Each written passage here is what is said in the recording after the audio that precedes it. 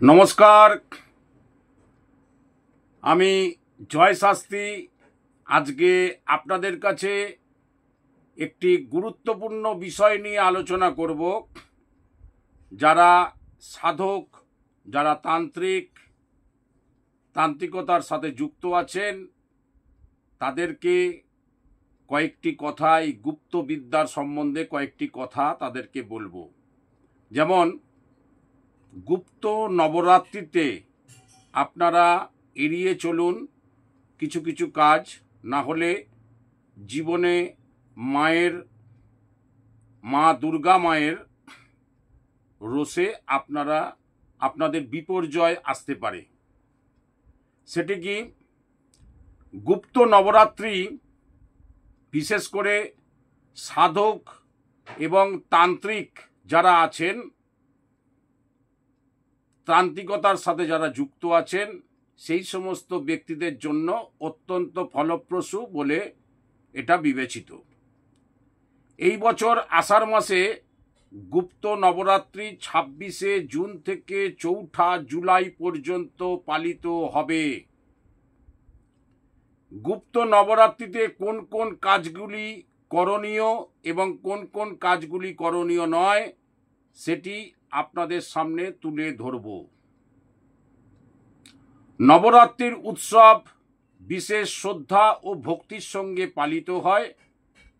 বছরে মোট 4বার নবরাত্রির এই উৎসব আসে।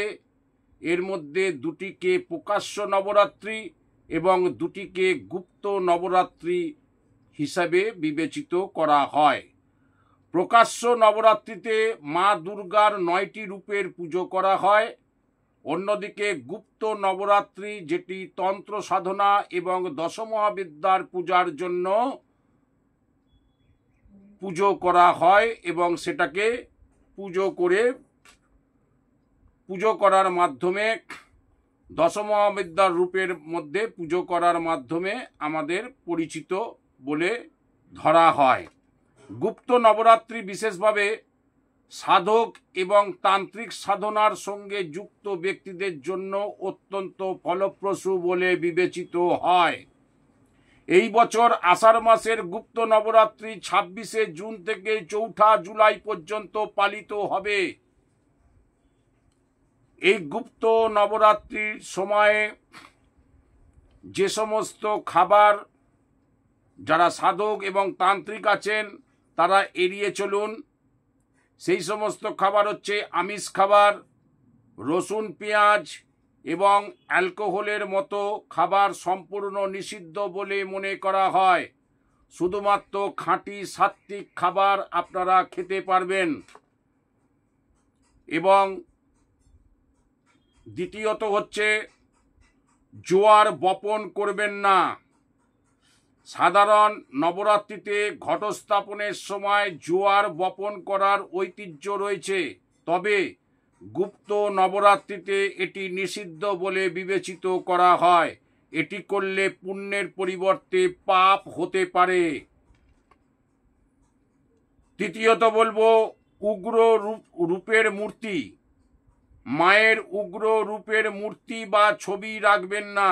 গুপ্ত নবরাত্রির সময় পুজোর স্থানে মায়ের উগ্র রূপের ছবি রাখবেন না, এতে সাধনায় বাধা সৃষ্টি হতে পারে।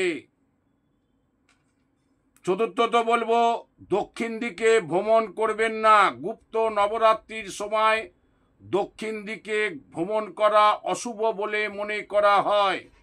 সম্ভব হলে এই দিকে যাওয়া এড়িয়ে চলুন। গুপ্ত নবরাত্রির সাধনা অত্যন্ত শক্তিশালী বলে বিবেচিত করা হয়, তবে এর সঙ্গে এটি শৃঙ্খলা এবং সতর্কতার দাবি রাখে। যে সাধকরা এটি পদ্ধতিগত ও নিয়মিতভাবে অনুসরণ করেন তারা মা দুর্গার বিশেষ আশীর্বাদ লাভ করেন।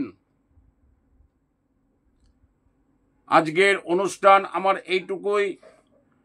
সামনে এই নবরাত্রির পুজো আসছে, তার জন্যই আপনাদের কাছে জানালাম।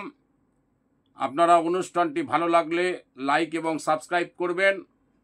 নমস্কার। জয় মা দুর্গা।